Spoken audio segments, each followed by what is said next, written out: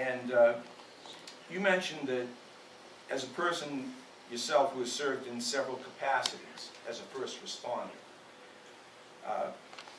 and I'm going to bring this back, is it at all acceptable to you that all of these months after the stabbings in East Taunton and at the Galleria, there is still not a fully functional new 911 program in effect in this city?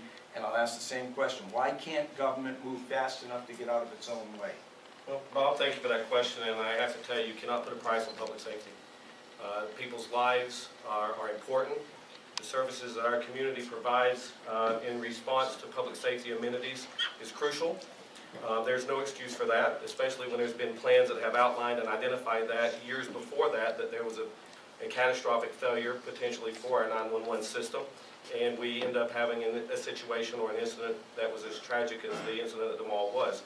And furthermore, there's been other incidences following that where there's been some breakdowns in communication. Listen, communication in public safety is paramount. And I'm a firm believer to ensure that we move forward with a joint public safety partnership or complex that puts it all under one roof, and not to be afraid to even assess the potentials of privatizing, well, not privatizing, but putting civilians into that role that are trained. And therefore, you can utilize your resources, those that are trained firefighters and police officers, putting them back out on the street where they're able to address the concerns that are facing our community.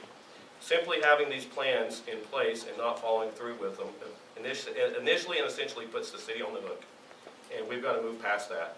There's no excuse for us to still be talking. I understand processes that have to be made, things have to be troubleshot, they have to be planned, I get that. But we need to move quick on that. It's been identified not just in the recent report, but years before as well. If I can follow up in 30 seconds on this. I watched the council meeting, and I believe it was Donald Cleary who was talking to the fire chief, and it was about the city contract.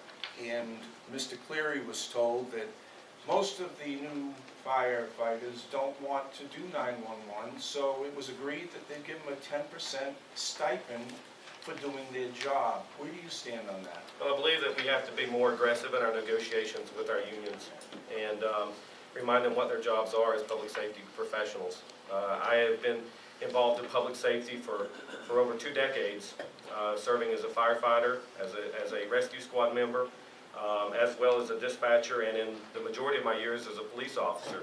So I understand the importance of putting the community and the people first. Again, you cannot put a price tag on people's safety. Thank you very much. Thanks, Bob.